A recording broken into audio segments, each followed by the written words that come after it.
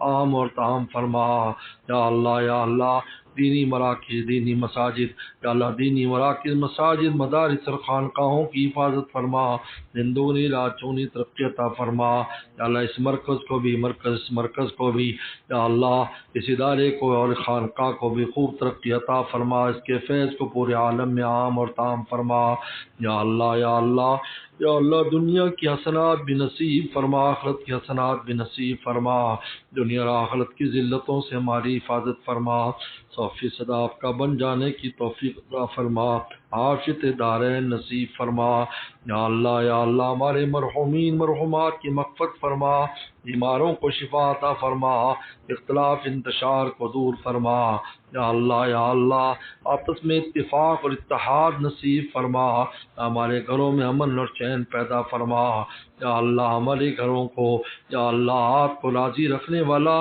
ہمارے گھروں کو بنا ہمارے گھروں میں خاص انوارات یا اللہ اور برکات کا نزول فرما یا اللہ تمام بیماروں کو شفا عطا فرما پریشان دوستوں کی پریشانی کو دور فرما رزق کی تنگیوں کو دور فرما قرضوں کے بوجھ کو دور فرما یا اللہ گرانی دن بدن بڑھتی جا رہی یا اللہ غیب کے خزانوں سے امداد فرما اپنی مخلوق کے حال پر رحم فرما اپنی مخلوق کے حال پر رحم فرما یا اللہ جن بچوں کے رشتے میں اچھے جوڑ عطا فرما جن کے رشتے ہو گئے گھروں میں امن سکون عطا فرما اللہ بے اولادوں کو نیک صالح اولاد عطا فرما اولاد والوں کی اولادوں کو نیک صالح مطیع فرمانبردار فرما آنکھوں کی ٹھنڈک اور صدقہ جاریہ فرما اللہ جو مانگے وہ بھی عطا فرما جو نہ مانگ سکے وہ بھی عطا فرما ربنا تقبل منا انک انت السمیع العلیم صلی اللہ تعالی علی خیر خلقی محمد و آلہ وصحبہ اجمعین یا اللہ